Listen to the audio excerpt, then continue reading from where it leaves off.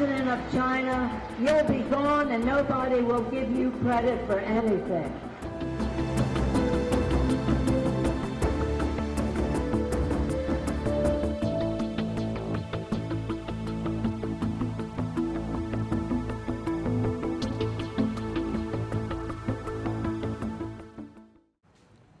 Suppose you want to poke China. Who do you call? The answer is Nancy Pelosi. First, she enraged China by visiting Taiwan. Now she's enraging China by meeting the Dalai Lama. It's apparently her superpower. But jokes aside, she is quite good at it. Pelosi is part of a high-ranking US delegation. They landed in Dharamsala in India on Tuesday, and today they met the Dalai Lama. We told you about this visit yesterday. The delegation has both Democrats and Republicans. Their aim is to show solidarity with Tibetans. I would say Nancy Pelosi went a step ahead. She did not just show solidarity with Tibetans, she launched an all-out attack on Xi Jinping. Listen to this.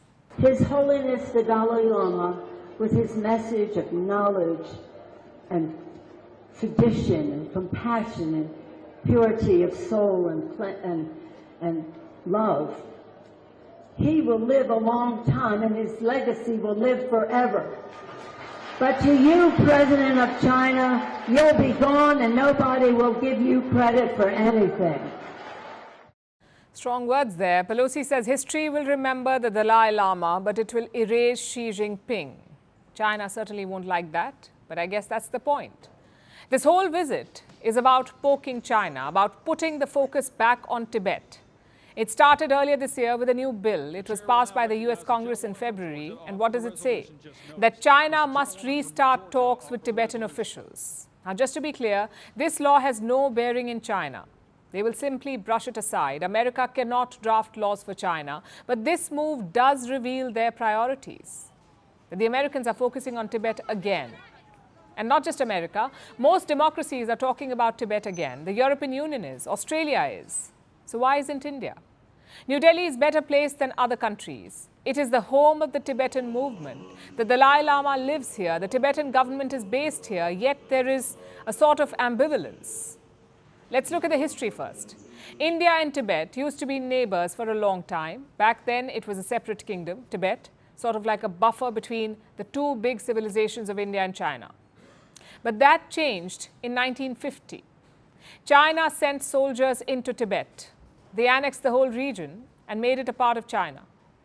Now, this posed a challenge for India. Suddenly, the border with Tibet became the border with China.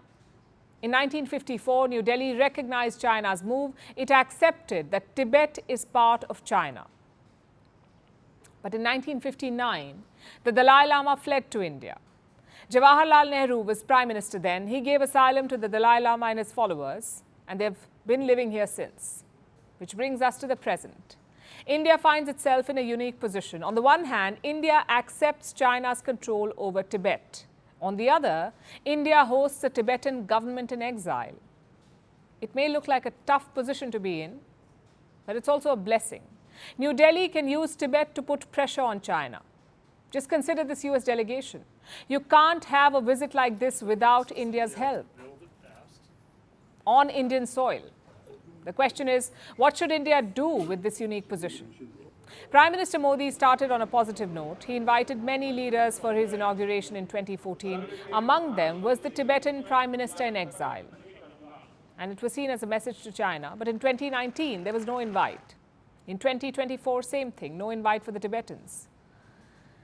But in between this, there was another positive signal.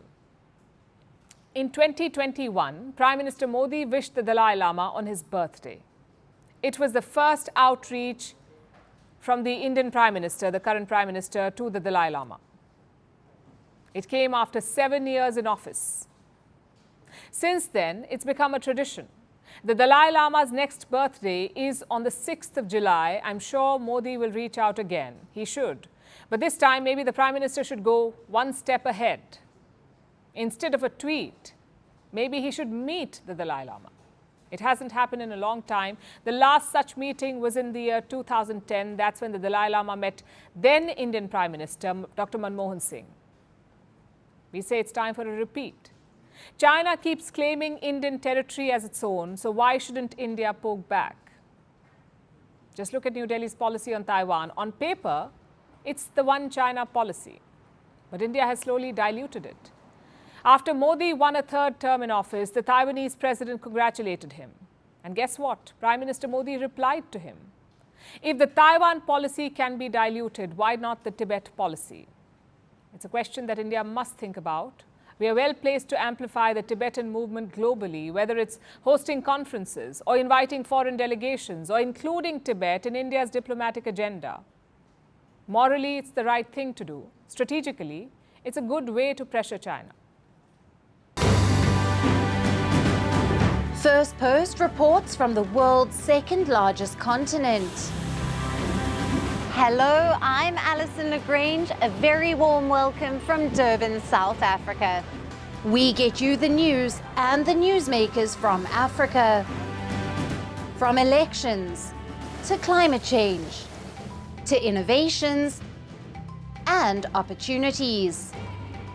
As the world's attention shifts, we report from Africa, the heart of the global South.